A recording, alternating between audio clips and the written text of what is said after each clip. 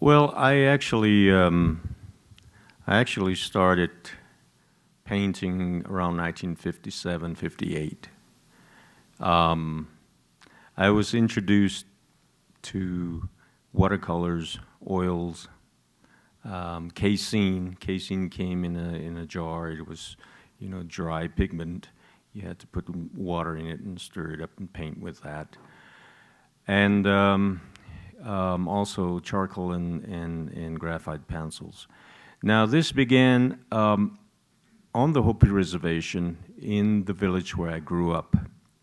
And there was an elementary school there, and one of my teachers, Lillian Russell was her name, she was one of our academic instructors.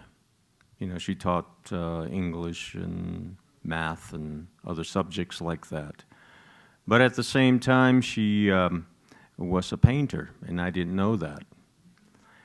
And but I think she saw this natural ability in a lot of the kids there at the school, because we loved to draw, and we depicted what we saw in our village and the ceremonies that we attended. So much of those visual images that we had were put on paper.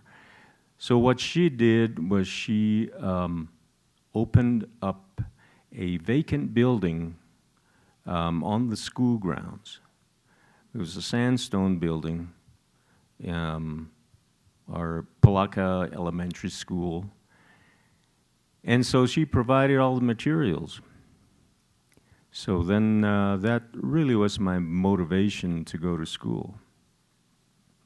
She had this, she had 1 hour before all the main classes that, would start.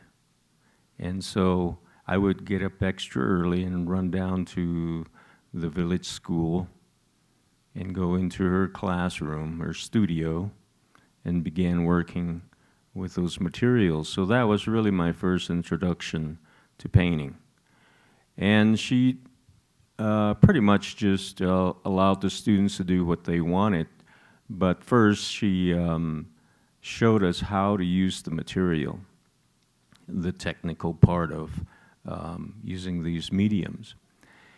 And then from that point on, she just allowed us to just explore.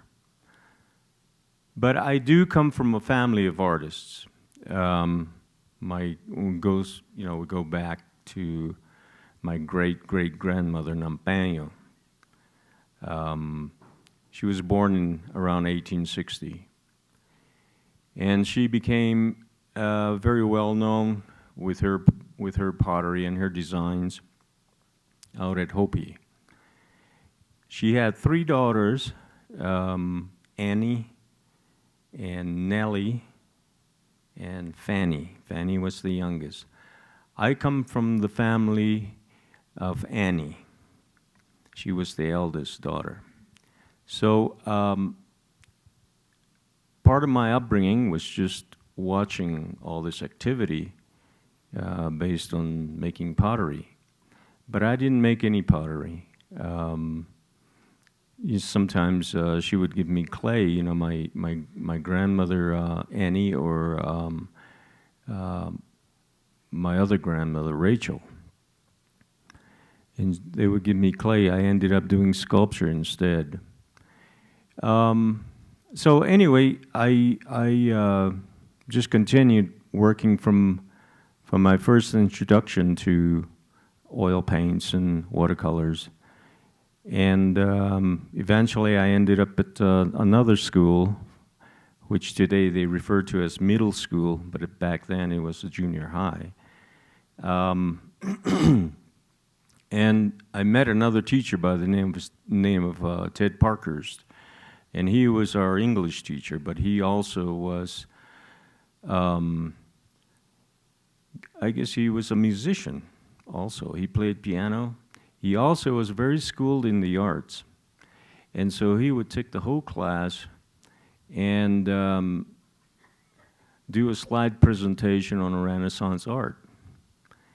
And so we would listen to him, you know, give a talk on that period of art. And but through him, I learned how to work with perspective. He introduced me to what is referred to as the horizontal line.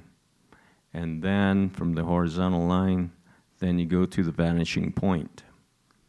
And so from him, I learned about that. And at one day, he gave me a book on Michelangelo and Norman Rockwell. So I used to look through those. And I thought, I used to look through Rockwell's book and thought maybe I'd like to be an illustrator at some point in life. And so as a kid, you know, you try to imitate and emulate these artists. So I was copying some of these drawings in the books, both of Michelangelo's depictions of sculpture and drawings. Then from there, I went on to another school, a boarding school for Native American kids. And this was in Arizona, a place called Cornville. It's around an area of Sedona, between Sedona and Jerome. Anyway, this teacher, his name was Mel Minthorn. He became one of my teachers there. But let me back up here a little. The school that I attended, or the boarding school that I was staying at, only went to the 8th grade. So any student that was from the 9th grade up to the 12th grade, high school age, we had to get transported to Jerome, which was, they had a high school there, Mingus High. And it was there that I met Mel Minthorn, and he was my other instructor in the arts. Then, after that, I ended up, I'm not sure if some of you are familiar with Arizona and the northern Arizona area. There's a place called Ganado. They had a boarding school there too, so I ended up at the boarding school there. And I met another teacher, and Mrs. Kirby was her name. I can't remember her first name. But I was in the 10th grade at the time, and without my knowledge, she gathered all the art materials that I did, or not the materials, but my artwork that I did. And she sent all that material to the University of Kansas because they had a program there for young artists. And I didn't realize that, and she didn't tell me. And so that year, I was giving a scholarship to the University of Kansas to study art. And it was a summer program for young artists, visual artists. But then when I got there, there were actually students who received scholarships for music, for the visual arts, for theater, for dance, for math, for science, all these different activities. And so I studied there in the arts, and I had 3 really great instructors who basically turned me around. And that's when I think I realized that maybe someday I can become an artist, or I will be an artist. And the instructors there's a guy named Scott Judd, and let's see, Philip Van Vorst and Barbara Wheel. And what I liked about them is they had a really tough regiment, which I liked. And so I got a lot out of these three instructors. Then one of my instructors told me about this school here in Santa Fe called the Institute of American Indian Arts. So I looked into it, and I came here. And this was back in the mid-1960s. So I ended up here at IAIA, and I studied a couple years here with Kay Wiest, Natalie Loloma, and other instructors. And I'd never been to a boarding school strictly for Native Americans to do art. And but of course, IAIA also had, academic courses along with art courses, and it covered pretty much the same thing that I encountered at University of Kansas, and that was theater, dance. Of course, I didn't take those courses, but that was involved at the Institute of American Indian Arts also. I studied painting under Natalie Loloma as my instructor. And then I also studied with Kay Wiest, who was a photographer, commercial artist. She also taught us architectural design and drafting. So I took all those courses with her. Then I graduated. Then I went on a scholarship, went on to the American Academy of Art in Chicago, which is the branch of the Chicago Art Institute. And the Academy is a school for illustrators. So I was there for a while and realized that's not what I wanted to be. So I had some time to kill and wanted to see the world and travel and see what's out there. And so in 1969, I ended up in the military. After my military discharge in 1972, I came back to Santa Fe.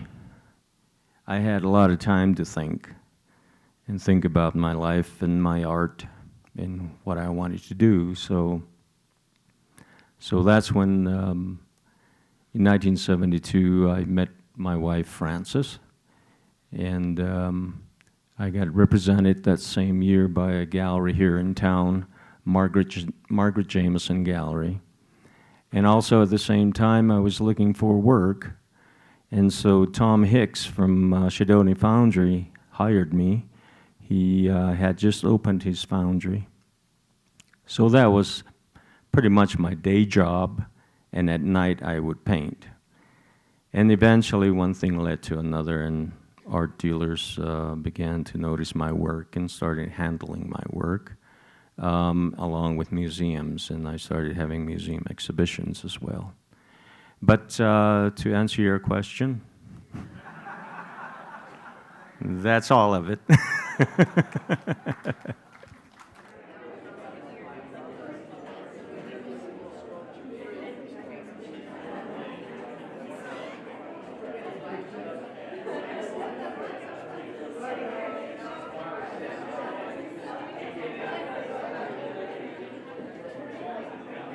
Just based on talking with some of the elders from Hopi, some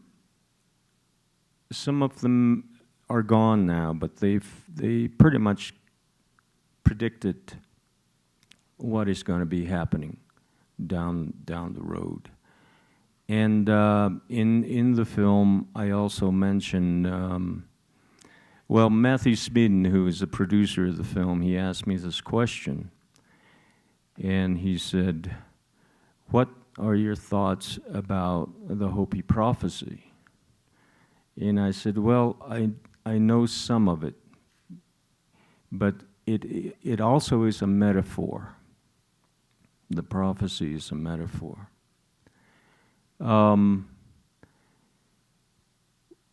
it's pretty simple, but to do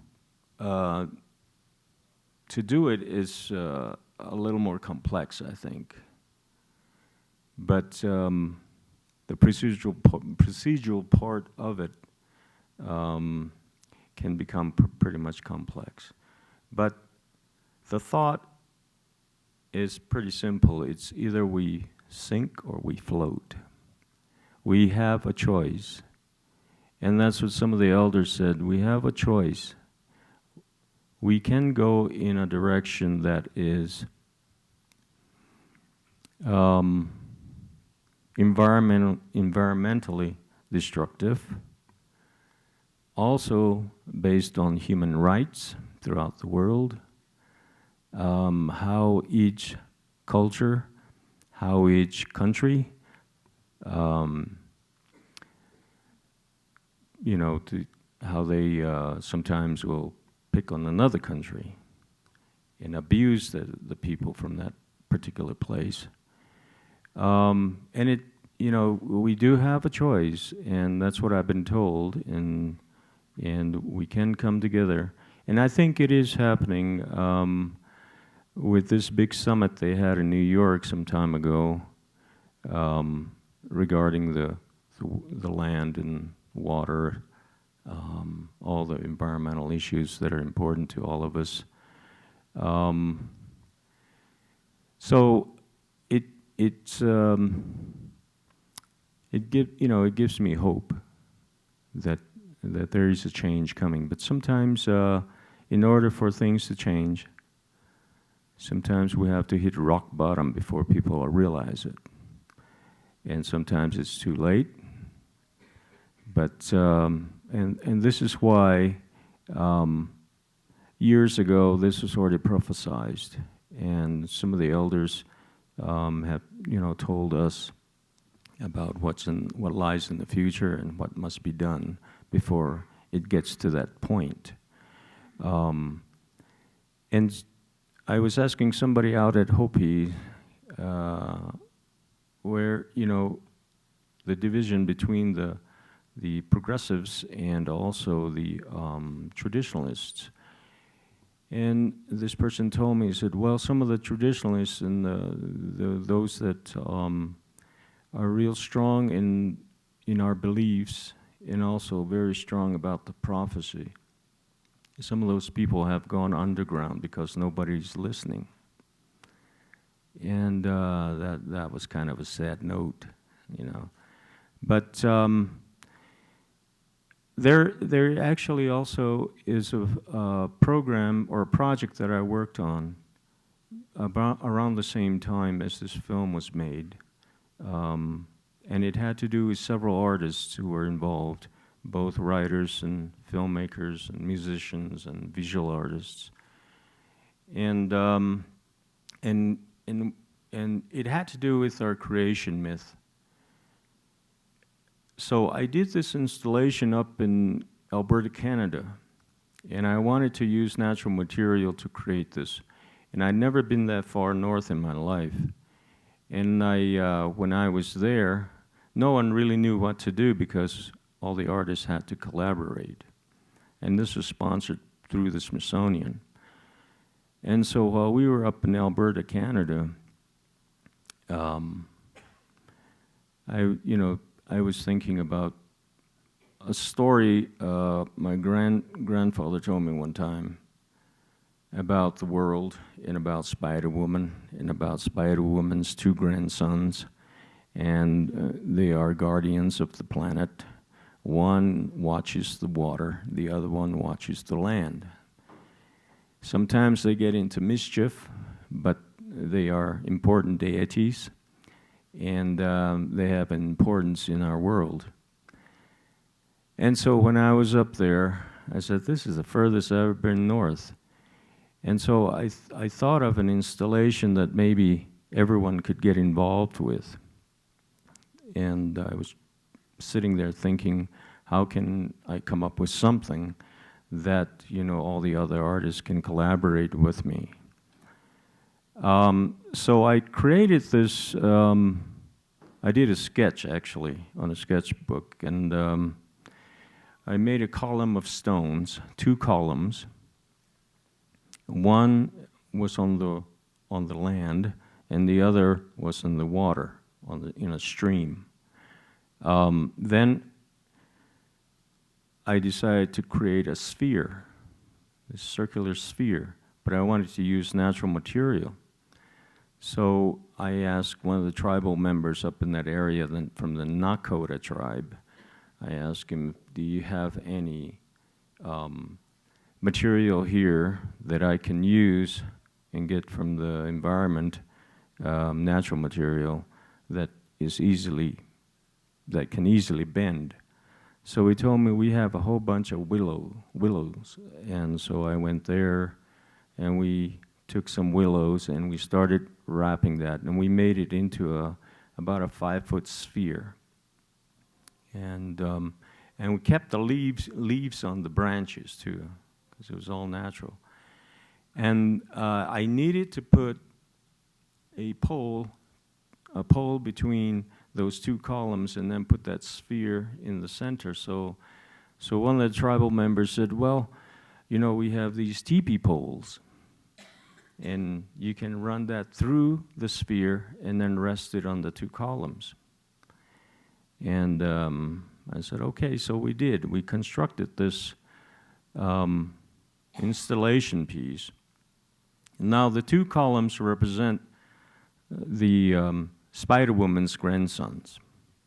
One is the watcher of the water, or guardian of the water. The other one is guardian of the land. They also represent, my granddad said, the north and south poles.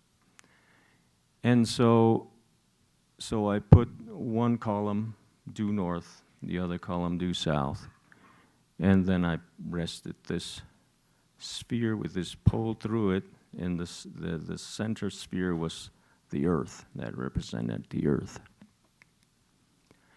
And so one of the members from the Smithsonian asked me, now, can we take this to New York City and install it there for the exhibition in New York? And I said, no, simply because the whole idea of this construction was to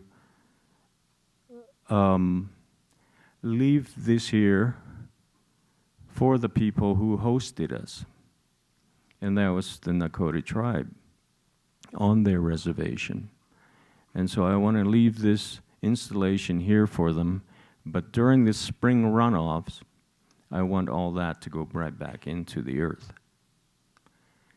And so we're scheduled to have an exhibit in New York, the whole group of us. So this guy said, well, we're going to have to come up with something in New York then. And I said, of course, because in New York City, it's a cosmopolitan city. It's an international city. It's a different world. So if we do the sphere there, I think the skeletal part of this sphere should be made out of aluminum. So we made a sphere that is 7 feet in diameter. And then I said, you know, man is always trying to emulate nature.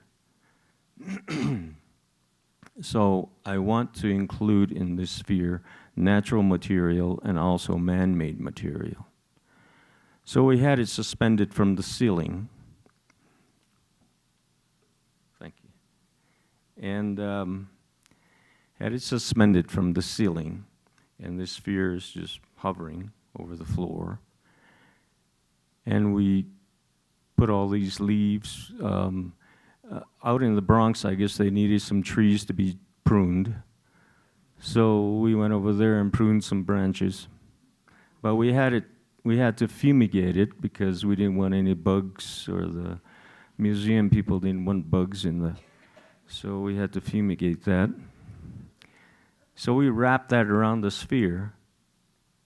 And then we decided, I told the guys, I said, you know, man is always imitating nature, so why don't we go down to a floral shop and get these plastic vines? So we wrapped that also around the thing. And then at that time, computers and phones, cell phones were just coming out, and so all these computer chips, we found a whole bunch, and we inserted that also in the sphere. Then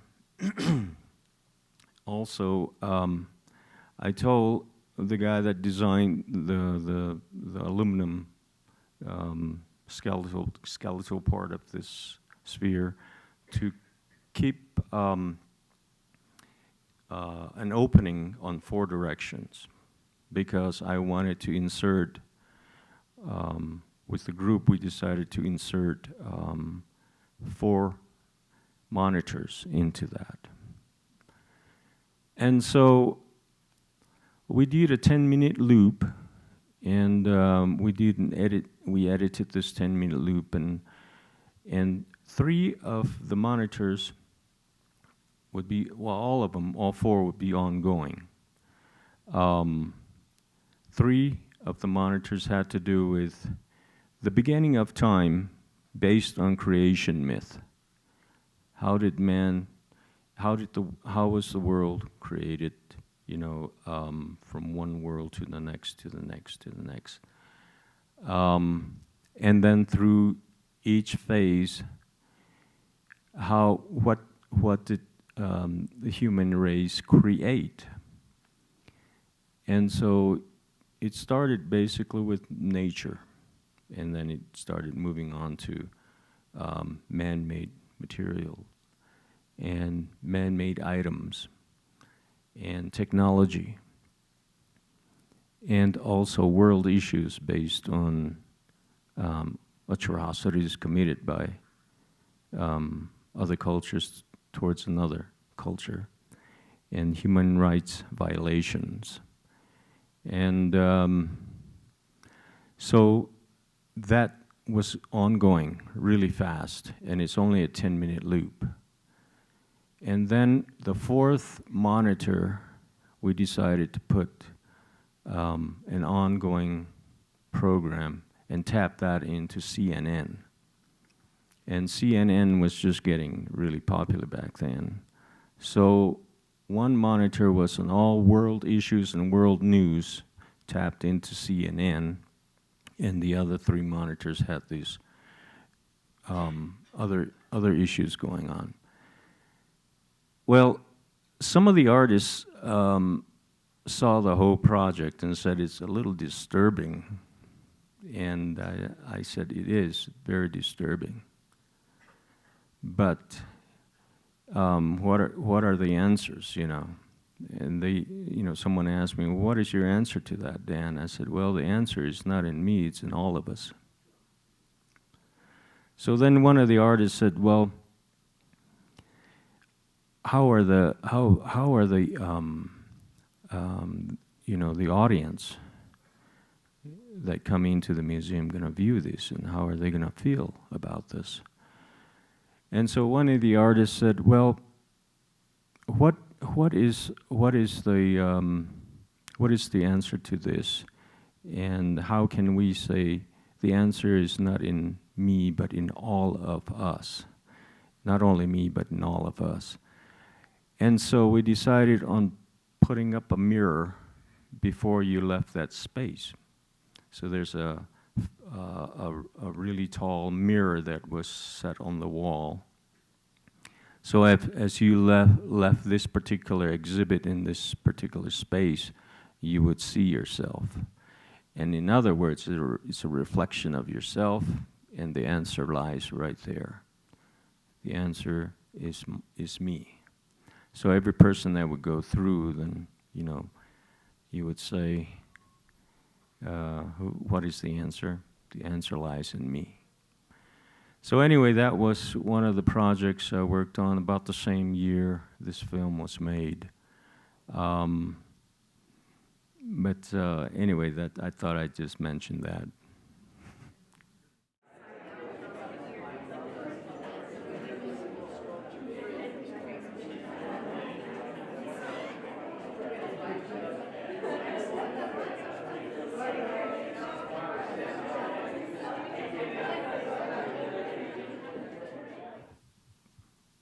unfortunately, I lost my father a year ago, but my mother is still there, and all my relatives are still there, so I go back and check on my mother, and I'll go back, for the ceremonies as well.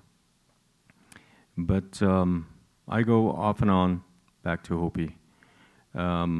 Someone asked me that question some time ago, and I come from two tribes, the Tewa and the Hopi tribe. So the Tewas are originally from this area, northern New Mexico. And there's a small band of Tewas that migrated to Hopi a long time ago, and that's the group I'm from. According to several stories, we have about 2 or 3 versions of this story. Our place used to be up around where Chimayo and Santa Cruz is located. That's where our Tewa village was, the Tewas that migrated to Hopi. One of the stories I heard was that, from one of the elders, was that from New Mexico, because I was curious about the New Mexico version of this story. And he told me that your people that left to Hopi were very defiant. And they wouldn't conform to Catholicism or anything that the Spanish Inquisition, that was, I guess, imposed on them. And you were constantly having skirmishes. Your people were having skirmishes with the Spanish. So they set up, apparently they set up a post near, or a small fort or a post near your village to keep an eye on your people. But your people constantly had these skirmishes with them. And eventually, you had your last skirmish with the Spanish soldiers up on Black Mesa. And then after that, your people left. And they settled for a spell up in the area called Puye Cliffs. They were there for a while, and then they migrated on to Hopi.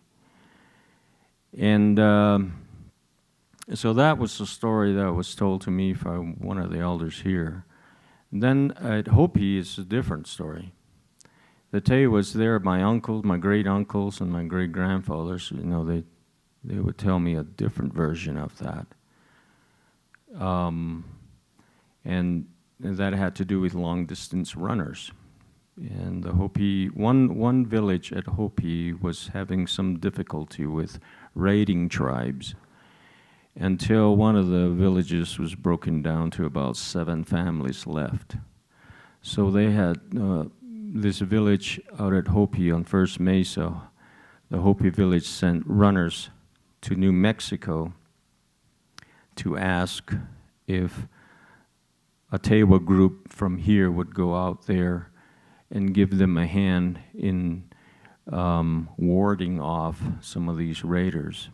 And, we would become allies with them.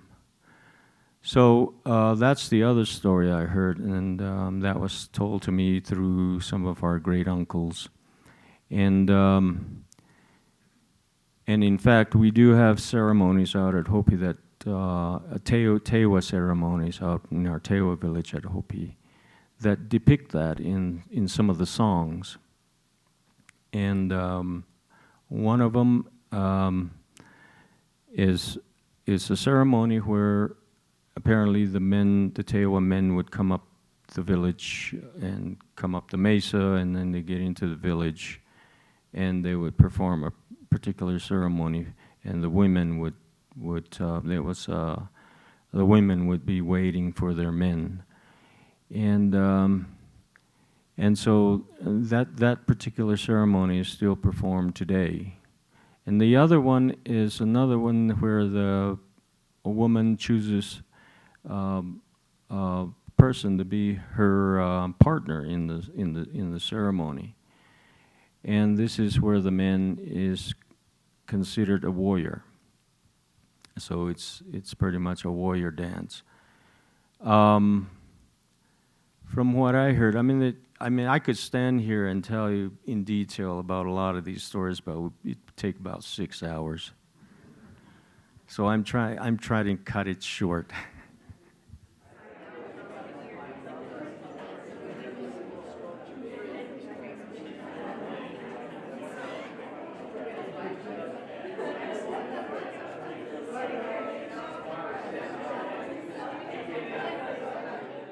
There's a painting in the lobby behind the desk that has to do with butterflies.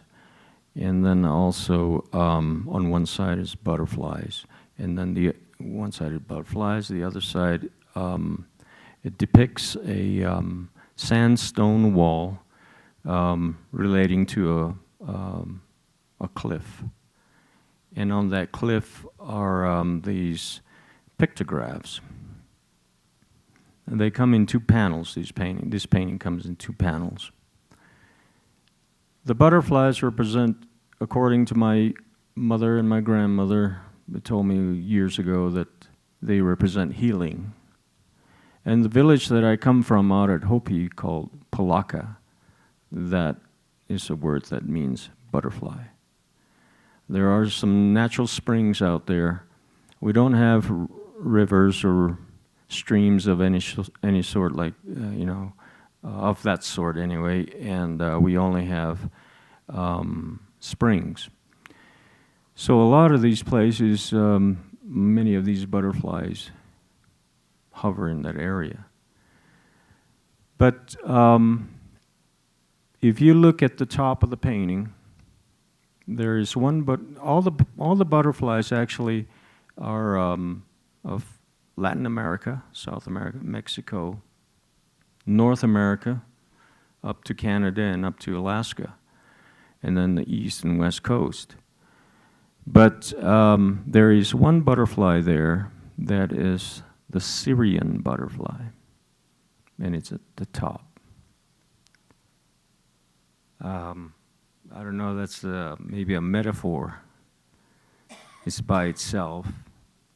And with the current situation that's going on in the world, especially in the Middle East, it's it's pretty much affecting globally, and the humanitarian crisis that's going on there.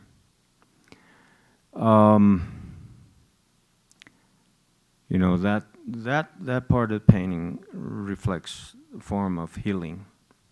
And hopefully humanity will come together and heal itself. The other side of the painting, the pictographs, there's a large circle, and right in the center there's a square, and then there's a spiral inside that square. That circle, that sphere, represents the earth. Right in the center is what we call at Hopi Sipapu, center of the earth. That particular place for the Hopi is located down in the Grand Canyon. That's where we have the shrine for that. Now the spiral within inside that square opening is the migration symbol. We migrate out. According to Hopi mythology,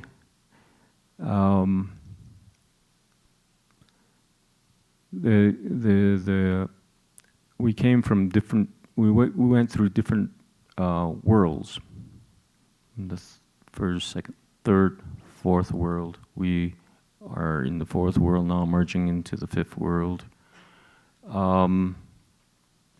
So each world is a transition. That spiral also relates to how you come out of a kiva. If you go into the kiva, at Hopi you go to your right. As you're coming out, you go to your left, and then you go up the step ladder, and you leave the kiva. That also in the kiva, there is a hole which represents Sipapu, the center of the world. Now, I put that spiral there just to indicate that once we merged into the fourth world, we began our migration. We began our migration, and this is pretty much universal. The migration of all people throughout the world. At one time, continents were connected. And so it gave people easy access to migrate from one place to another. Eventually, the continents separated. So we all have our locations, and we adapted to those places that we ended up at. So that's what that sphere represents. Now, there's also another circle of dots at one end, at the top, and another one at the bottom. That represents, for me, that's my representation of winter and summer solstice sun. Then at the top, very top, there are these lines, these circles of lines. There's 6 of those lines. There's a line here, another line inside that, another line inside that, another one, and another one. The outer line represents the sun. The next line in represents the moon. And the next line in represents the water. And the next circle, or that line, represents the earth. And the final one, right at the top, is Sipapu, the center of the earth. And then at the bottom, another lower, let's see, midsection of that panel, there is a spiral in white, and it zigzags down, and then it turns black, and then reconnects with another spiral there in black. Now the top spiral, again, is the migration symbol. We migrated, the Hopi migrated, and the Pueblo people migrated throughout the Southwest, here and there. And then they abandoned those places and then continued moving on. And they just continued until they came to their final destination, which is where they live today. And at Hopi, it's where we are today. But those 2 spirals that connect, like that, another one at the bottom. What that represents also is opposites. It also represents winter, summer solstice, things that are opposite. But it also represents the past and the present or future. So, in other words, the past is our future. The future is our past. We are not disconnected. The reason I say that is because many of our tribal elders and spiritual leaders, they do migrate. I mean, they do take a pilgrimage to many of these places far beyond the Hopi Reservation, where at one time our people used to have their villages, and we still have shrines there. So they make that pilgrimage. And we do have shrines throughout, beyond the Hopi Reservation in all different directions, and up to the mountains of San Francisco Peaks in Flagstaff, all the way down to the Grand Canyon, all the way up towards the north, east, and south, and west. So that's what that represents. And then there's another one that's round with a lot of little dots in it at the bottom. And that, I was telling some people the other night that, most farmers out at Hopi would plant in rows.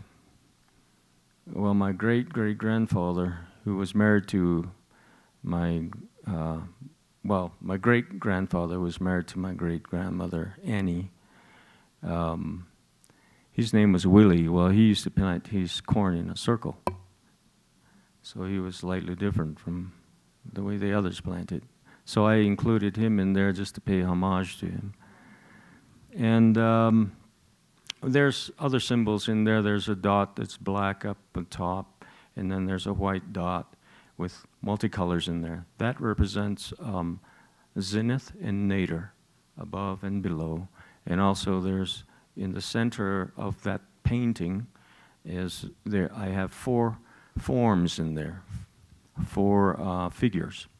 And above their heads are these very faint colors.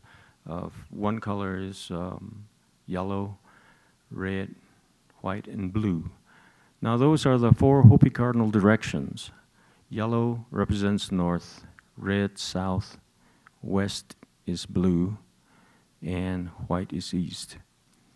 And that center part of that painting, that is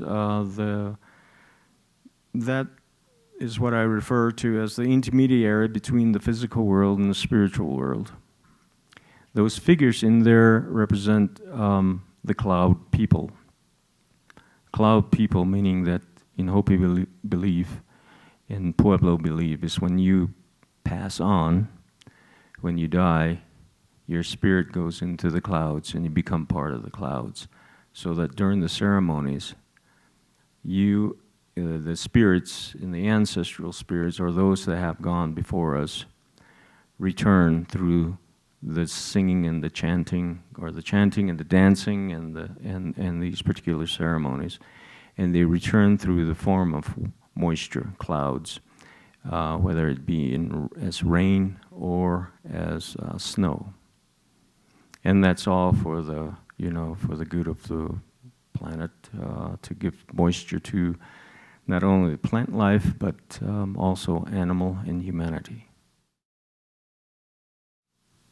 I live in a Western society, but sometimes that can become very heavy with my schedules, the demands on my schedule, my time. So when I return back to Hopi and I spend some time there, whether it's just visiting family or if I'm a participant in a ceremony, it actually takes me back in time. And actually, especially if you're involved in a ceremony, the preparation is long. And during that preparation, you have to have a certain frame of mind until the actual finale, and it becomes pretty intense. But at the same time, this is my own personal experience, is that everything that I've been in contact with outside of the ceremonial world at Hopi, anything outside of that is removed and is put aside. And then you go through this phase of reconnecting to what it's kind of hard to describe, but it's really reconnecting to what was, what used to be. That real strong connection of, all I can say is, the forces of nature. And the bottom line is that spirituality is based on nature. So you're stripped of everything, and so you're here as a person, and spinning around you is all the forces of nature, and it's all involved in the ceremony, all through the songs, through the prayers, through the smoking. You have to smoke also. And all that is brought into you, and you become part of it. And after a while, you go into, this is my own personal experience, is that you go into a different place. And it's all natural. And